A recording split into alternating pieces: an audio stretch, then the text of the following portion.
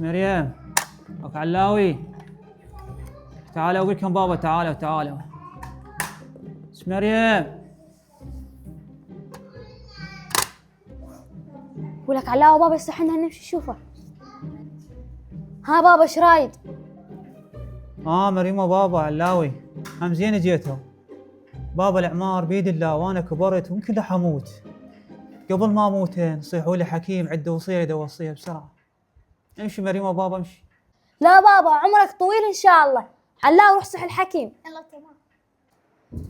حكيم تعال، بابا يمكن مريض، تعال يصيح لك. ها علي شكو، بابا يصيحني؟ هاي اول مره يصيحني بهذا الوقت. الله يستر الصاير، خلوه اشوفه. اسرع يلا. ها بابا ايش بيه؟ والله ما ادري، قال صح الحكيم هذا وصيكم وصيه.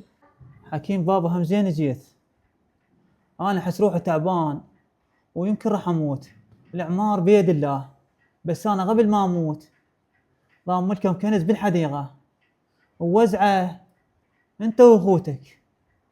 ما اوصيك بابا حكيم. لا بابا عمرك طويل ان شاء الله، عمرنا على عمرك. كنز؟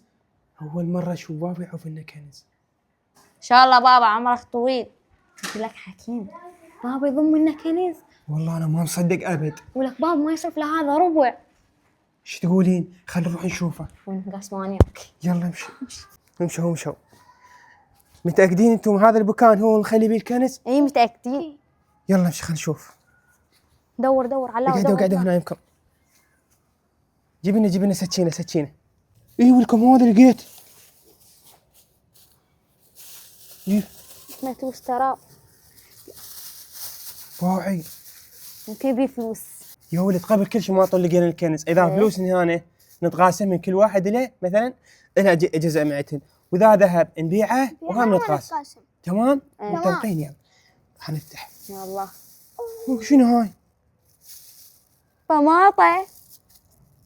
طماطم خلينا كنز طماطة، ولو هي هاي الفترة غالية طماطة.